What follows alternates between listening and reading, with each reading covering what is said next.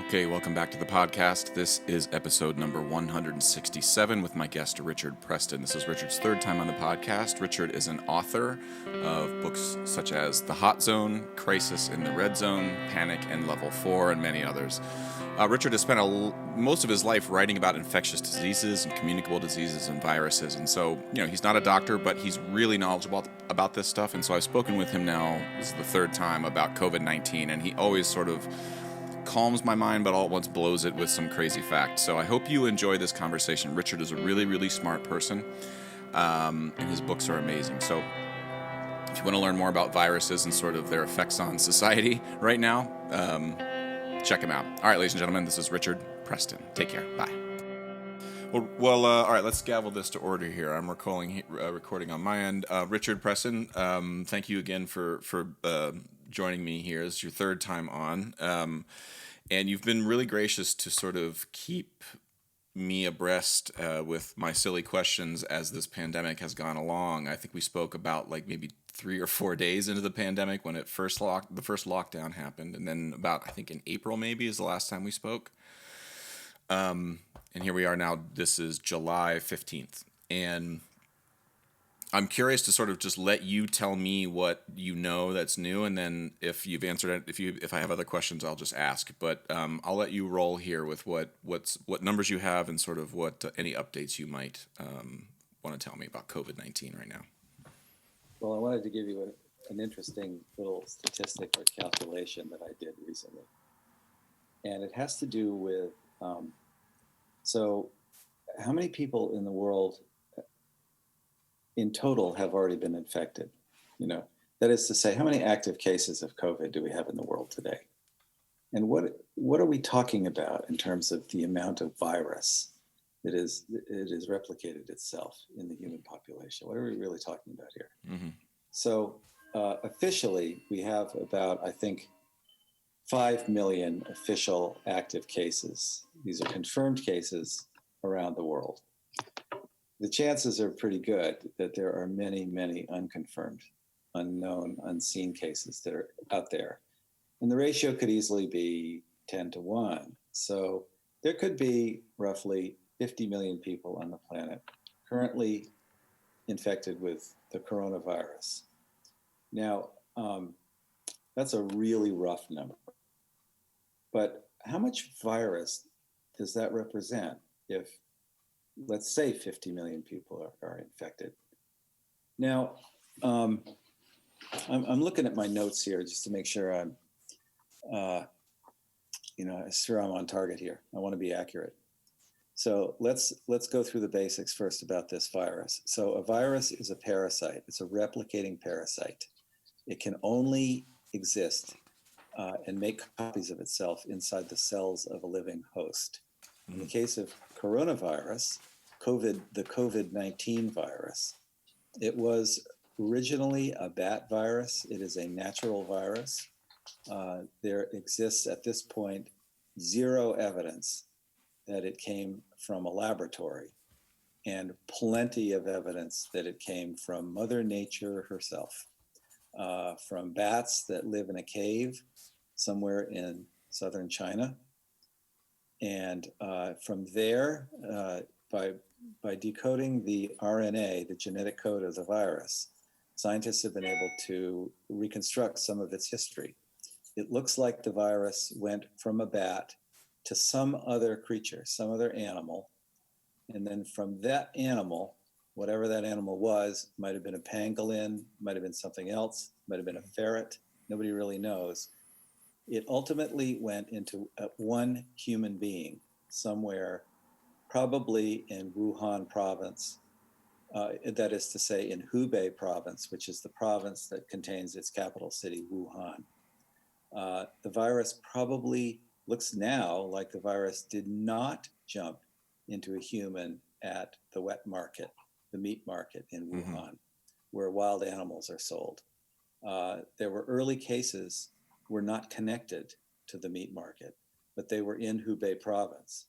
So it could have come from some other place. It could easily have come from a village somewhere where people are living in proximity to a cave where the bats are, and perhaps are raising some kind of unusual form of livestock that could have gotten infected.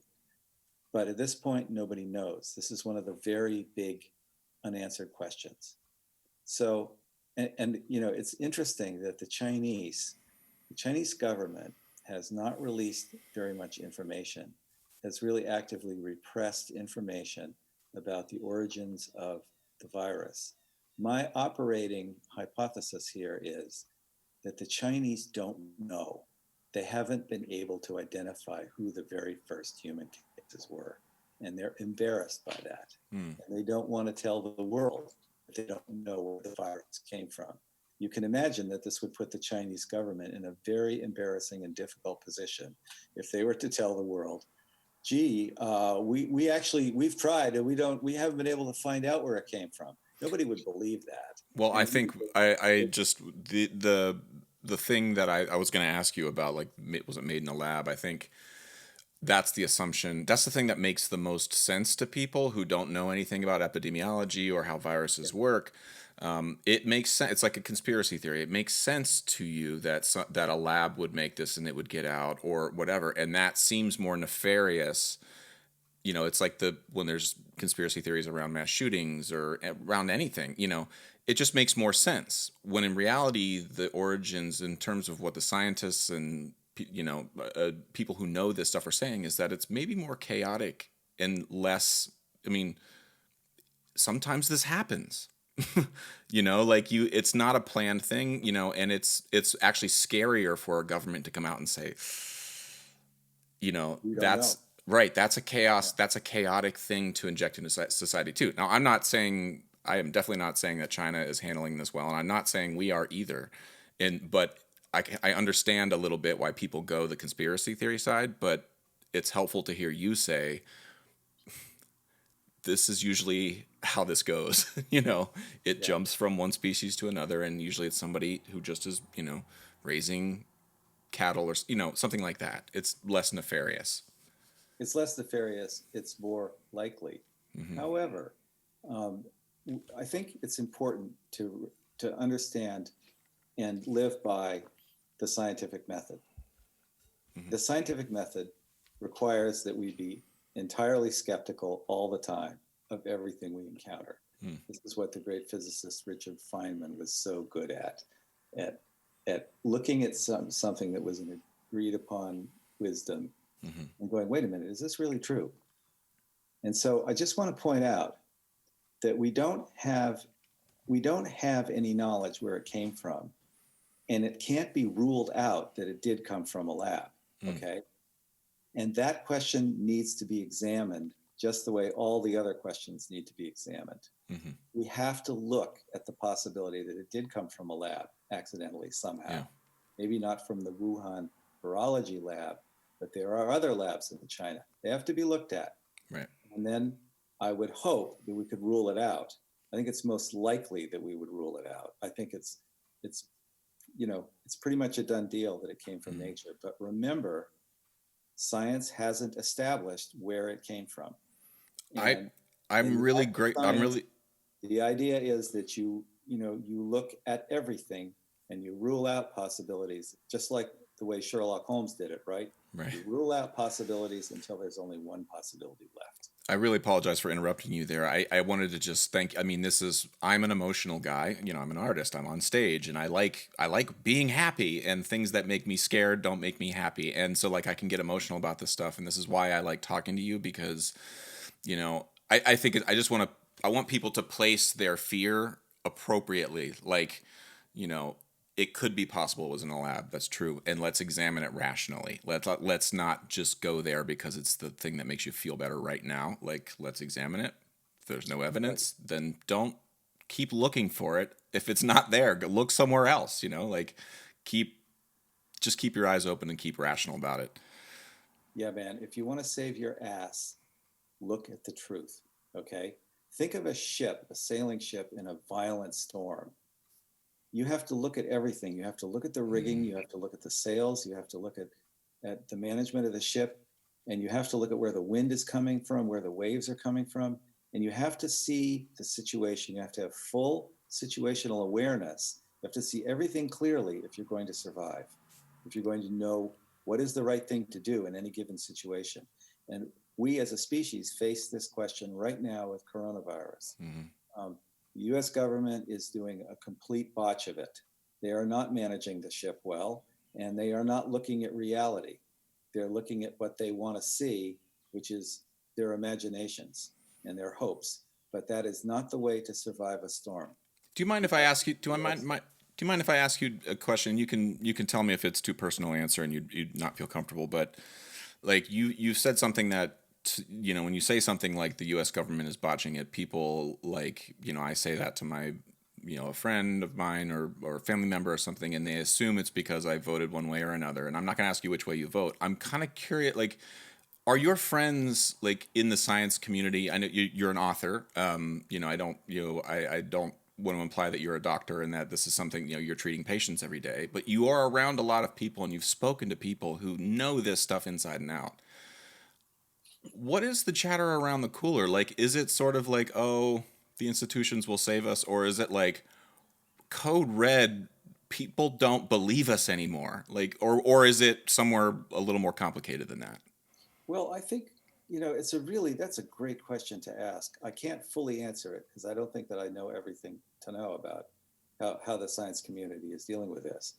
But my take on it is the scientists have been dealing with this kind of skepticism from the public ever since Galileo got threatened with being burned at the stake for saying that the Earth revolved around the sun. And you remember at his trial, he was forced to take those views back or die at the stake in a fire. And so he agreed, okay, the sun revolves around the earth. And then when the trial was over, he muttered, "Però si muove" in Italian, which means, but nevertheless it moves. Meaning the earth moves. Mm-hmm. So, scientists, they know this. This is in their genes practically, the skepticism and the anger, the rage and the repression of the political system to what they're saying. Right. So this is nothing new. And furthermore, there are many people out there who are adherents to the Trump philosophy who seem to believe that the coronavirus is overblown, it's being hyped by the media, or that it's a hoax. Now, actually, this is no different than the way African villagers reacted to the presence of Ebola virus, when political and scientific authorities were saying to them, it's real and it's really scary. And an awful lot of villagers initially said, yeah, but it's a hoax. It doesn't exist. It's not that bad. Mm-hmm. Well, what happens is that when people start dying around you, when you are directly affected, people wake up really fast, and people are extremely good at protecting their own best interests and their own lives.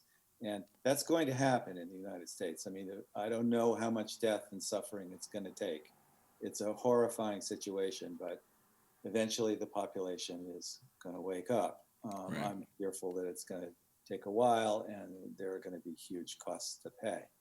Well, I don't want to keep you any longer than I have to, Richard, but I feel like I stopped you. You were about to lay out a bunch of numbers and stuff, and you had, and then I derailed us. So I want to get us back on track there. I apologize. I derailed us. I got sidetracked. I'd love to do that. Yeah, but, please. I just wanted to add that the other thing that I think is very much bubbling in the science community is that they're more aware of than we are in the general public of the tools and weapons that are coming into play here against the coronavirus. And I believe that some very effective tools and weapons are going to come online. It may take a little while, but in particular, antibody drugs are going to come online. And these are drugs that were highly effective against Ebola, so it seems. One drug was apparently able to reverse the disease in a person dying of Ebola, reverse the disease in 90 minutes. Now that's stunning.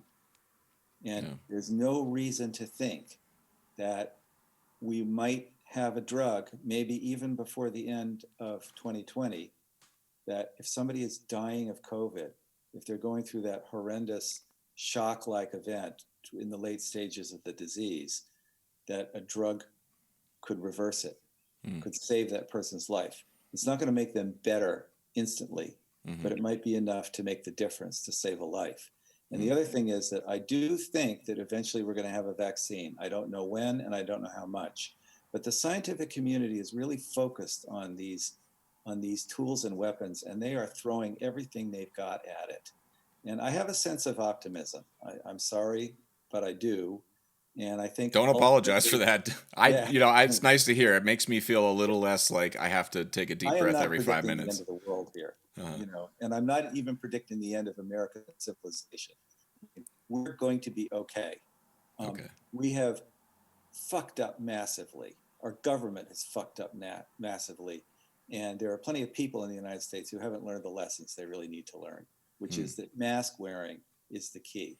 If everybody wore a mask, the plague would be over in pretty quick order. If everybody did social distancing and masks. This is not related to this at all, but I just have been like, okay, you can carry your gun on the outside if you wear a mask. Deal? Yeah. I just feel like, what are we talking about here? Yeah. Okay, fine. We'll stop arguing. Is that good? Because I feel like we'll save a lot more lives with a mask than we will with the guns. But that's a topic that we can save for another podcast. But that's a deep one. We won't go there too much. Yeah. But anyway, I was going to give you some statistics. Please, yeah. So, and the question that I'm trying to answer is, okay, how much coronavirus is actually out there in the population? So let's do a little calculation. Now, the coronavirus particle is a little sphere covered with these bumps and spikes. And that sphere, that little ball, is about, I believe, 125 nanometers across. Now, what does that mean? You can visualize it this way.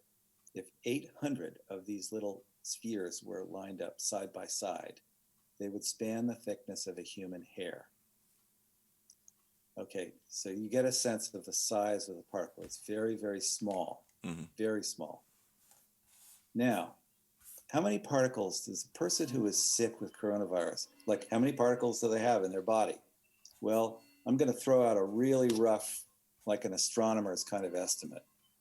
The number is about, let's say, I'm going to say maybe 100 billion.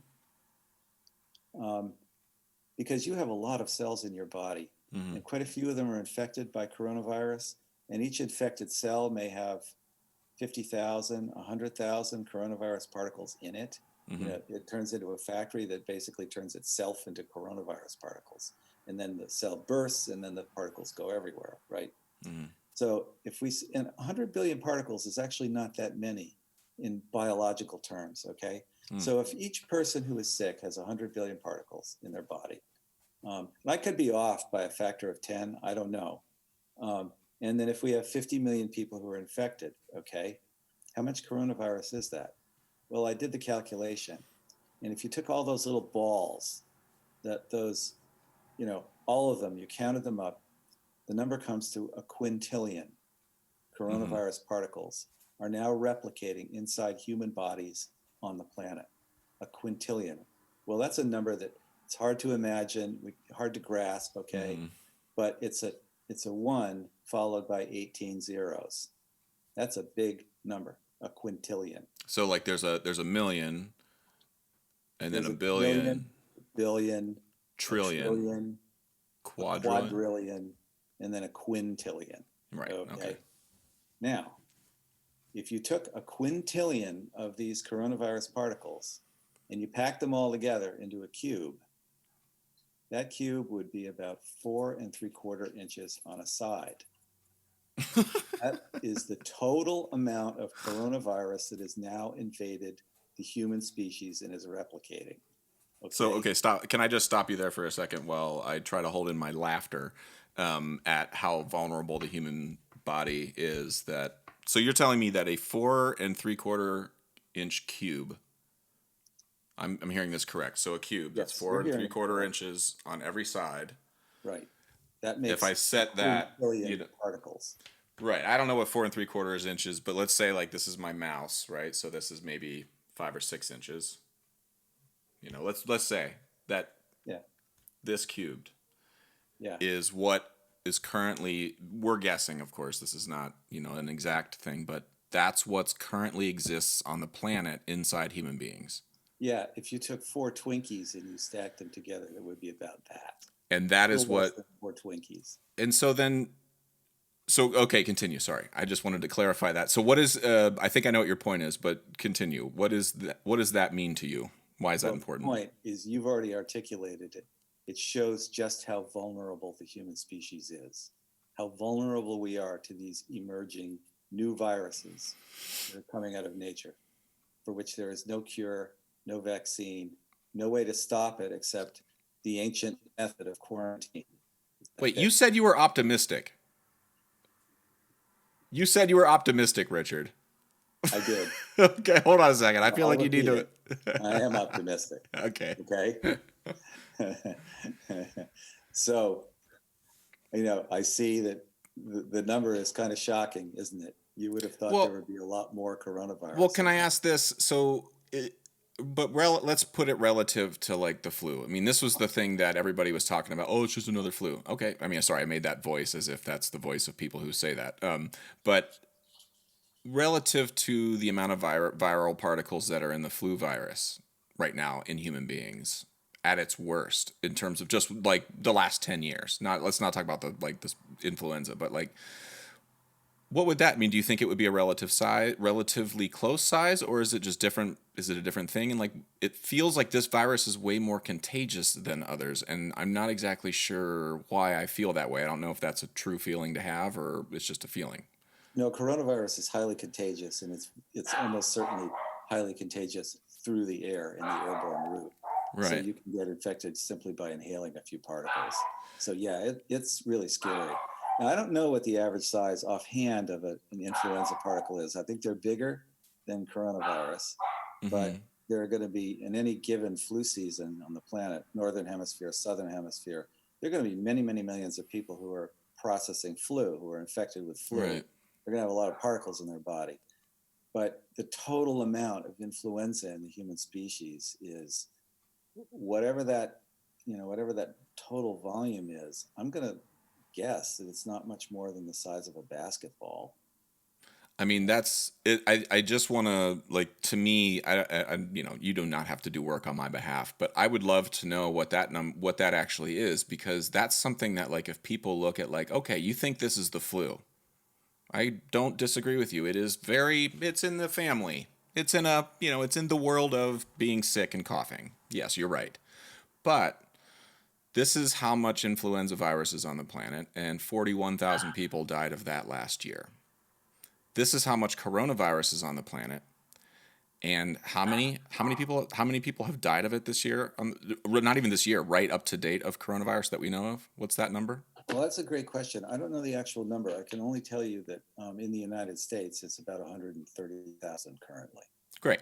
So Those are confirmed deaths. right. So we're 6 months into this or 5 months into this. You're right. It's in the family. It's way different. No, I'm sorry. It's way different than the flu. Like, this tiny amount has killed this many people already. Now, this leads me to like one of my final questions here. What, in terms of immunity, what do we know right now? I'm starting to hear anecdotal stuff. I don't know if it's true or based in anything, of some friends of mine who got sick, who are now feeling terrible again and are going to get COVID tested again. They haven't gotten the results. So again, this is like fears of like, am I actually immune now if I've had it? And if that's not the case, that's a different ballgame in terms of just your thinking about what herd immunity is. And so that's my little like fear. Is it founded in anything real? Well, I just don't know. I don't think we know yet. I'm sure that they're looking at this very carefully, that it's a Mm-hmm. big deal. Um, and it may be that if people can get infected again quickly, that would suggest that it's going to be really, really difficult to get a vaccine for it, because you have to Mm-hmm. make people immune through a vaccine. And if they don't get immunity from natural infection with coronavirus, how are you going to make a vaccine? So Right. that's scary. There's also the possibility that the virus persists in the person's body for a long time, and you get these secondary effects of the Mm, illness that can last for months. And this might be what's bothering people who are going back for another test. got it. And we just don't know at this point. We don't know. It, But, I guess you asked about optimism, and I am optimistic, generally speaking, because I think that eventually, I think the chances are good that that there will be some sort of a vaccine. I know that the company Regeneron, based in Boston, has reported that that in a phase 2 trial, a phase 2, maybe a phase 1, I'm not sure, but in an early trial of their experimental vaccine, they've been able to demonstrate that the vaccine makes people create antibodies to coronavirus in their bloodstream. There's another kind of telling thing here, which is there's been a suggestion, scientists are trying to figure out if this is real or not, but some people get very mild symptoms or don't get any symptoms at all when they're infected. And there are lots of other coronaviruses, and we've all been infected with coronaviruses. They cause the equivalent of kind of a bad cold, right? And it may be that if you've been infected by one of these normal, ordinary coronaviruses recently, that you get cross immunity to COVID-19. And so maybe these people who are not showing up with symptoms and are just kind of sailing along infected, but they don't seem sick, maybe it's because they had a bad coronavirus cold in the last 6 months. And they've got residual immunity there that crosses over to COVID-19. We don't know about that. Yeah.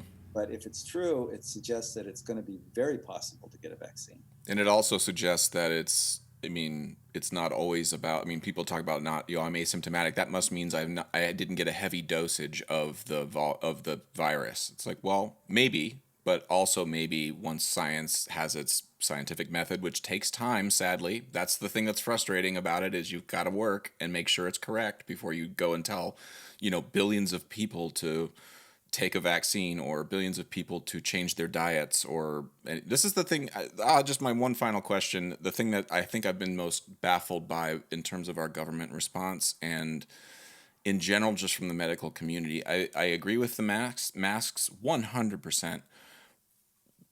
I see almost zero talk about vitamin supplements or exercise. And I'm just curious,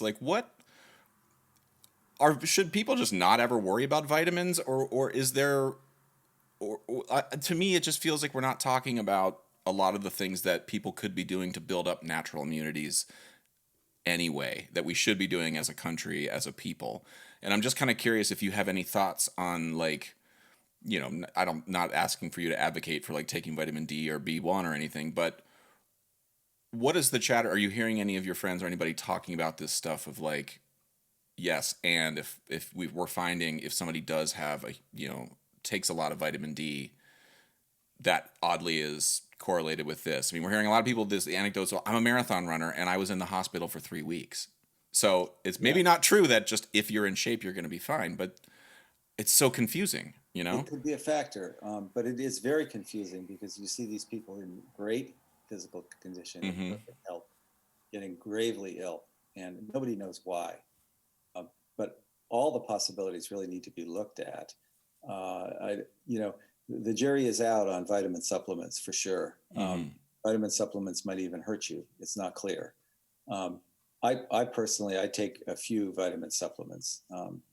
I don't believe that they're really going to help protect me massively against COVID. The evidence at first, scientists were saying, well, maybe there's some evidence here that vitamin D is protective. Now it seems like maybe not so much. And, why some people become really, really sick with COVID, it may actually have something to do with their genetic code, which they have no control over. That's the way you were born. In most populations, when a virus gets into a population of organisms, there are always going to be these survivors. And the survivors are the ones that, for reasons of total accident, are just better able to handle the virus. And then their offspring then repopulate the population. Here's an example of it. So when DDT was first invented, they started spraying DDT all over tropical regions. And it was like wiping out mosquitoes left and right. And for a little while, for a few years there, the mosquito population was practically zero. It turned out that there were some rare individual mosquitoes that had already had a gene that gave them natural resistance to DDT itself. And that was just a gene. It's just a natural resistance.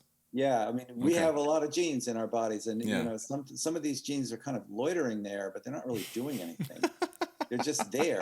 They've just been loitering for 100,000 years. Exactly. And so the mosquitoes had a gene. It was like the anti-DDT gene. It's just sitting there going, when am I going to find any DDT? I'm going to save this mosquito, But in fact, what it is, I think, is that, with the way nature works, we have all these extra genes because you never know. It's like having an attic full of tools. You never know when something might come in handy. And in this case, that little gene came in really handy for those mosquitoes that had it. And they just came right back, and then DDT didn't work anymore.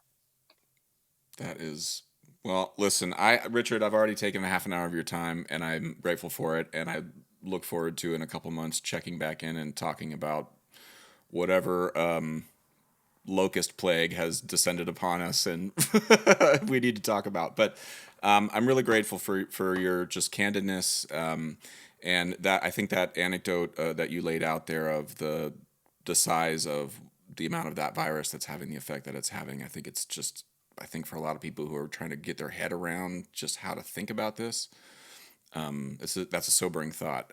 But I think your point too is that we figure this out. You have been in the room with a lot of people at death's door, and with people who are with people at death's door on a regular basis, dealing with diseases like Ebola and smallpox and terrible, terrible things. And so the fact that you have any optimism about this, then I should just trust you and steal some of it. So I'm going to try to do that as best I can, Richard. Thank you so much for your time. Do you have, is there any updates or any places where if somebody is needing information that you recommend, where they can get good information on this stuff? Well, go to the World Health Organization website. Okay. Go to the CDC. Go to the usual suspects. Don't depend on crappy stuff that you're hearing in rumors on Facebook. Put that on a t-shirt with your name, Richard Preston. Thank you, sir. I appreciate it. Tell Michelle I said hello, and I hope you all stay safe and healthy, okay? That's been fun, Josh. Thanks. All right. Thanks, Richard. Okay, this podcast is brought to you by Liquid Drum. LiquidDrum.com down in Waco, Texas. Hilarious percussion videos, great educational content. Check them out. Also, DunleavyPans.com, DUNLEAVY Pans.com. Kyle Dunleavy makes and builds and tunes all of the drums I play on with So Percussion and teach on at Princeton and at NYU. He also tunes he's tuned for bands in Brooklyn and in Trinidad. Check him out, DunleavyPans.com. Also, paninmotion.com. Have you ever wondered sort of what it was, what does a steel band do? What can it do? How can I use it to teach? What is the history of the pan? Check out paninmotion.com and you will not regret it. It's good friends of mine, Kendall Williams, Trisha Guy, Jerry Guy, Arisha John. Check them out, paninmotion.com. And finally, Mango Chow. You can look them up on Facebook. Amazing shirts, merch, sort of a brand surrounding pan. And Mango Chow, if you don't know, is a type of food in Trinidad. It's a snack food using mangoes, and it's amazing. Anyway, check out Alejandre's page there on Facebook at Mango Chow. You won't regret it. Okay, hope you're all doing well, and we'll talk to you soon. Take care, be well, and stay safe.